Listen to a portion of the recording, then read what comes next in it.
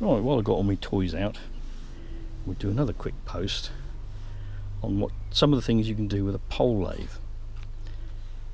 Like the previous two posts, all the things I'm going to show you have been made with green wood and then allowed to season.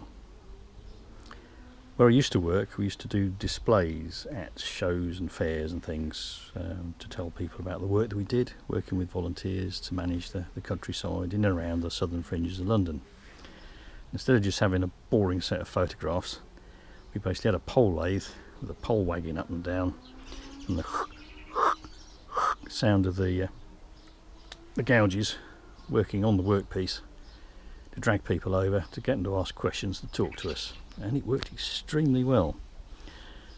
And while we were there, we had volunteers working on the shaving horse, and volunteers working on the pole lathe, and people cleaving. So you go from that, which used to be a round piece of timber, nice and green, nice and fresh, into quarters, and then into sections like this. This one's a bit bent. This will probably end up going to be a leg for another shaving horse, because somebody's asked me to make them a shaving horse on commission, which I've never done before, but it should be okay. So they basically go from this to a cylinder roughed out with the side axe and the draw knife, and then that would go on the pole lathe and be turned between centres with the string from the pole lathe wrapped round it to spin it, and that would make things like this. This is not ash like everything else I've shown you, this is field maple, because that's what we had. And you can see that this is a chain of 3 different handles. Little round one, and then we've got one here which is this pattern, and one here which is the pattern from this other draw knife. And you can see that this pattern handle has a bulb on the end instead of a ferrule to make it less likely that it's going to split in use. This one would have a ferrule, and I would have to make a ferrule to suit that and put this one up in a lathe and turn it so it's round. Because if you're turning green timber, you turn it green because it's much easier to work than if it's seasoned. And your pole lathe, don't forget, is powered by someone's foot and leg. If you spin it round in your hand, you'll find that as it shrinks more along the circumference than it does across the diameter. Let me show you on this bit. See the annual rings? They're going this way, coming out from the centre, which would have been over here. This is getting a bit of ash. Move your hand around it, you'll find that it's slightly oval, and the small part of the oval will be here and the larger part here. That, by the way, is how you tell a genuine Windsor chair from a factory made copy. These would all have been turned green, so if you do that on it in the shop and it's smaller in this dimension along the annual rings, which you can see here, then in that dimension across the annual rings, then this was made in the woods by the old bodgers on a piece rate. Yeah?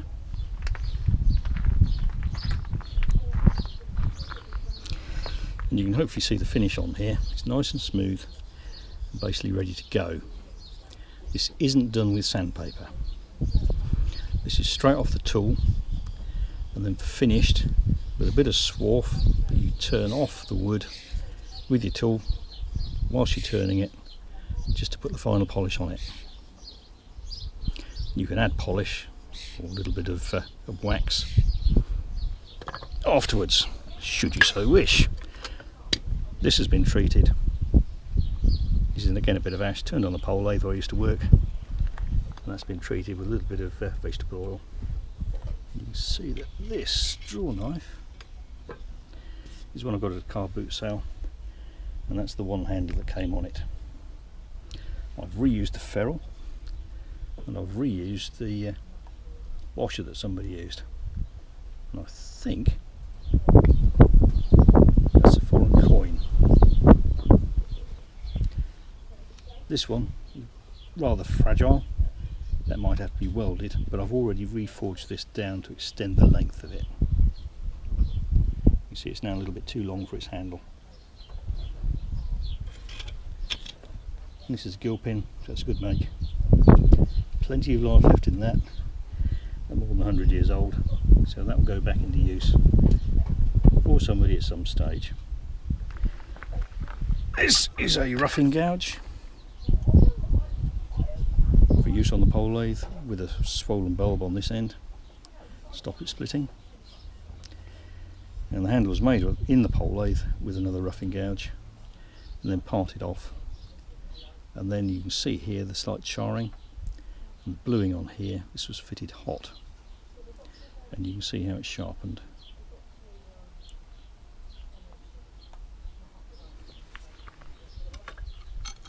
This is another bit of field maple. And this, it was originally a carving chisel. You can see the very slight radius on it, and that I've been using as a smoothing gouge, smoothing chisel. And you see again that's been fitted into its handle hot. That's had quite a bit of use, works quite well. And that is another car boot sale find. It says cast steel, but I can't read the maker's names. I think it's Ward. And that, with the double bevel on it, is a skew chisel. Skew chisels like this used on a pole lathe would probably have flat bevels on rather than a curve like this. And all these are other nests of handles, again turned between centres. This one has been started to be fitted up onto a tool, and it's had decorative little features turned into it, and it will probably go on that way round like these ones, but made a boo-boo on it when pre-drilling it, and the drillings wandered off, so not usable. Another one of those. This was the first one I ever tried to fit. I couldn't get it quite right on here, so it's slightly wandered off, but you can see how it's been fitted, or trial fitted, when it's been hot. So that's how you do it. Right, car boot sale find, and this was £12, upside down there, look. And you can see that says Isaac Greaves cast steel. Someone's tarted up the edge a little bit before it was sold. I basically bought that hook for 10 quid, which has been badly abused. See, it's been hit with a steel hammer,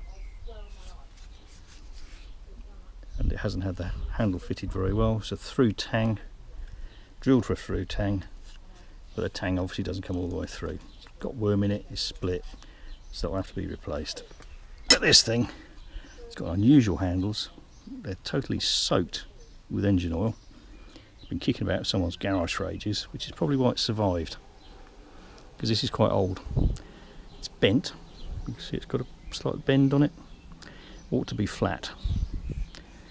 And these, unusually, aren't left as turned, they've been flatted off. So when you hold it, it actually feels pretty good. You can feel in which orientation the blade is. And you'd use it again, or I would use it, with the bevel down. But as they are at the moment, even though they're firm, they leave your hands covered in cack, which if you're making stuff out of clean wood, you don't really want. So, stuff you can make on a pole lathe, and again, your imagination is your only limit. You can make all sorts of stuff turned between centres, or you can make a pole lathe to make bowls. I hope that was useful.